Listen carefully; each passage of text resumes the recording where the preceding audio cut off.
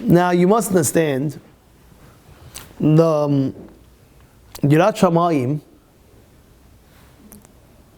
There is, I'm going to tell you, a separation between two types of fearing God. That's what I'm telling you. The Ramchal writes that one Yirat Shamayim you could have, you're scared of Hashem. You fear Hashem because you're scared of the punishment. It's a level. You're scared of the punishment. There is, what's it called? The world is not a free-for-all. Right? If somebody did something wrong to you, what, you think there's no justice? What, you think there's no justice? Of course there's justice. Hashem does the justice. He does the emet. He comes the emet. So there is punishment and reward. That's one of the 13 principles the Rambam says of what? Of that you have to believe. You have to believe there's schar v'onish. If you're a Jew, you have to believe one thing that's very important, and that is, well, any person in that matter, there is reward and there's punishment. You do good, you do bad. That is the simplest Yirat Shamayim. Person Yirat Shamayim. Now there's a higher level of Yirat Shamayim, of fearing God. And that is that you're in awe. It's not just Yirat Shamayim. You're in awe. Whoa! You know, you walk outside, and as you're walking outside, you feel yourself, who created the world? Think about it. You know how high the sky is? You know how high the sky is? How high a plane goes. And even that plane, how many planes are in the world going at the same time? How many planes do you think? How many planes do you think? What? Oh, well, much more than that. There's flights all over the place, all over the world. There's private jets also. You're just looking at the airlines. There's only airlines. It's all over the world. You know what I'm saying? It's not just from JFK. They're all over the world. Think about how many countries are in the world. And in every country, in every place, there's an airport. And in every place, every 15 minutes, there's another flight going out. Even 10 minutes, even 5 minutes. From the whole world. You tell yourself, wow, you ever go on a plane and see another plane next to you? Ever good or no? You ever have it happen to you? Yeah. It's possible. They can't take one at the same time. No, you never saw a plane going that way, a plane going that way? No. Plane coming down. I don't know. No, do you ever? No. You ever see a plane when you're flying in the air? You ever see another plane around? No. You ever see it or no? Yes, it's not a trick question. It's yes or no. It's yes or no. I never saw it in my life. I never saw it. But Bill Ricci's saying I saw one. You saw one? He didn't see one either. Huh? It's impossible. It's not impossible. He's saying it's not impossible.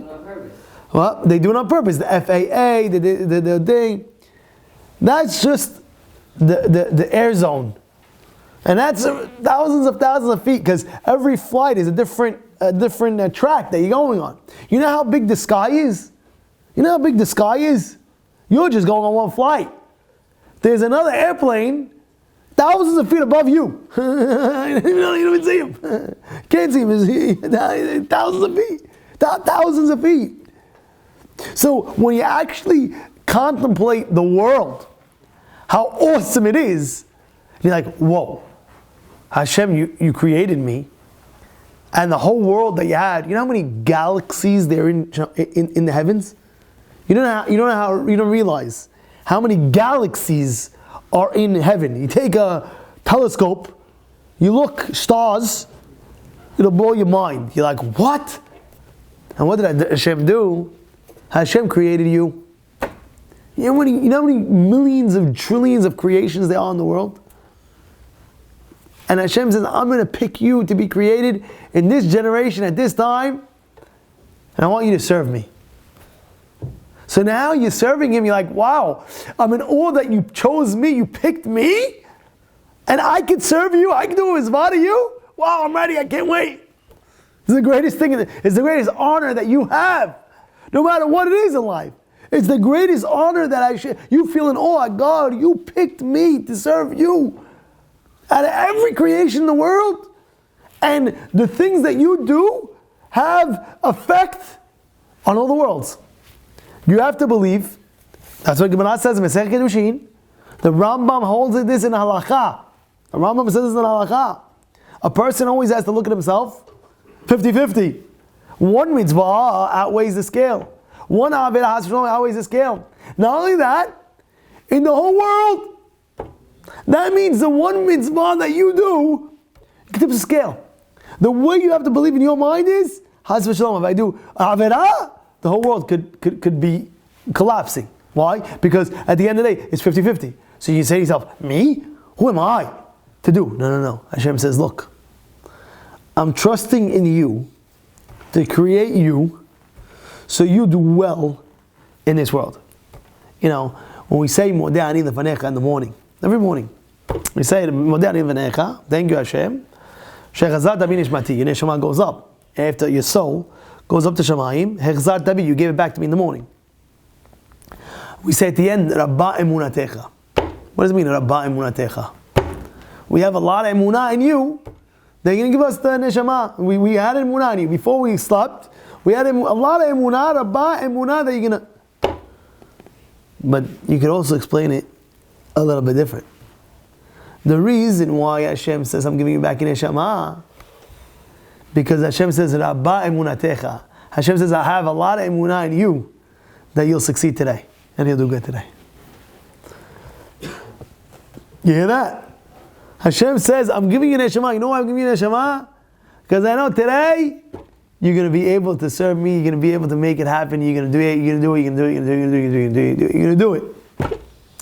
You hear what's going on over here? So therefore, there's another Yirat Shamayim in the world. What's the Yirat Shamayim? The Yirat Shamayim in the world is in awe. Wow! You're like in awe. I can't believe it.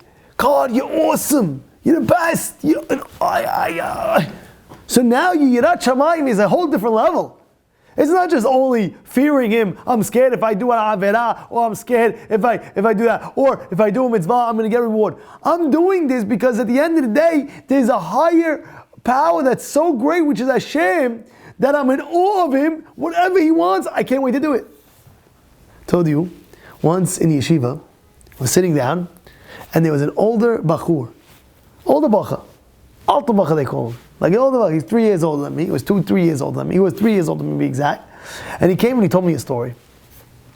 What was his story? He told me, there was a guy, and he wanted to have the Yirat Shamayim of the Rambam. The short Rambam. And he said, Hashem, I want to feel the Yirat Shamayim of the Rambam. I want to feel. And he started fasting a day, another day. Hashem, please, give me that. He says, in his dreams, he said, tomorrow, you're going to feel the Yirat Shamayim of the Rambam. And the next day he woke up, and he feels the Yirat Shamayim of the Rambam. He couldn't even live properly. Think about it.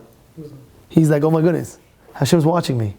Like, if Hashem's watching you, you're going to sit like this, hands crossed, this, legs like that. Say, oh, Hashem's watching me.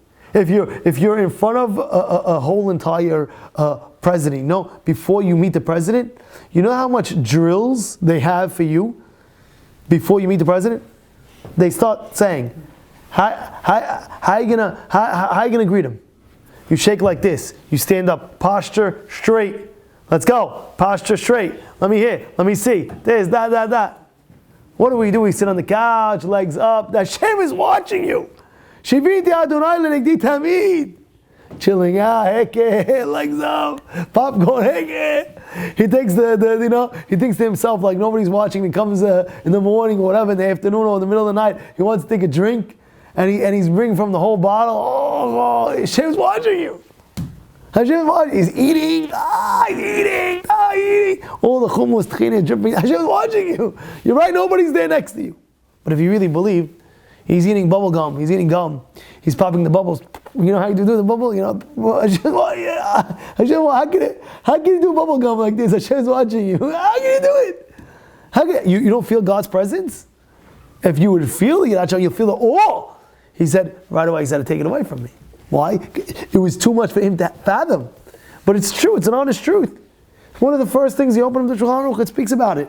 Shiviti Adonai lenegdi tamid. What does that mean? It means that you have to be in awe of Hashem. In awe. Wow! You have to be in awe of Hashem. And don't think, well, Hashem's not watching, because it says, Ayin ro'ah, ozen shoma'at, v'hakol b'sefer nichtavin. What does that mean? It means, Ayin ro'ah, God sees you.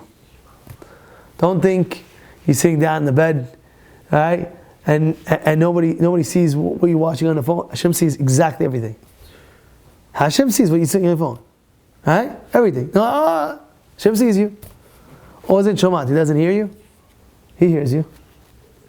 He hears you the way you talk. A guy screaming at his wife. Oh, buddy. Hashem's seeing how you speak. That's how you speak. You're lucky I gave you a wife. Some people, they don't have their wife. You have a wife? And that's how you speak to your wife. You're supposed to give her the utmost respect. What did it say in the Ketubah when you forgot what you wrote in the Ketubah? In the Ketubah, you're excited, no problem. Yalla, let's make it happen. Whatever you say, Rabbi. He holds the handkerchief. It's the shvuah, swear. You remember? You remember where? Nishba, this is the swear. No, you know that. You remember you swore? You shook my hand, you swore. Shook the Rabbi's hand. Swear. Oh, what's one of the swear? At that time, you swore. Katkaf. What is the katkaf? What is it? You're swearing, you're making a shuvah that you're going to keep the Ketubah. What's in the Ketubah? One of the things in the Ketubah is that you're going to respect your wife. I said Billy Mike said Billy Ned. He said Billy Ned. But one of the things, actually you can't even do that because it's a shivwah. It's like, if you don't want khalas, you don't want the shivwah. It's a shivwah, it's a swear, khalas. So one of the swears that you made is that you're going to respect your wife. And now, Hashem says, I gave you a gift. What's the gift? I gave you a wife. Now, hearing the way you speak to her, that's the way you speak to your wife? And by the way, vice versa. The wife, she has a husband. She's lucky she has a husband. Right? A lady, she has a husband. Shabbat Shimon, you have to thank Hashem. She has a husband and wife. Wow, unbelievable. Now, how are you going to treat your husband? Right? How did it say? You treat him the best way that you treat him. Right? So, therefore, don't think that even though nobody's in the house. There's your husband and wife. And they're screaming, nobody hears anything. But Hashem hears everything. That's how you speak to your wife? That's how you speak to your husband? What? Hashem's listening to that. Hashem, I gave you a gift. That's the awe. That's the awe that Hashem's, it's like, whoa, Hashem's here. Wow, can't act like that. I can't do that. And the next thing is, Hakol b'sefer nichtavin. What does that mean, Hakol b'sefer nichtavin? It means everything is being recorded. Everything is being written. You could be learning on a Sunday afternoon, nobody's watching you, in your house. Say, who's watching me? The rabbi doesn't know, my family doesn't know, this doesn't know. Hashem knows. Hashem knows.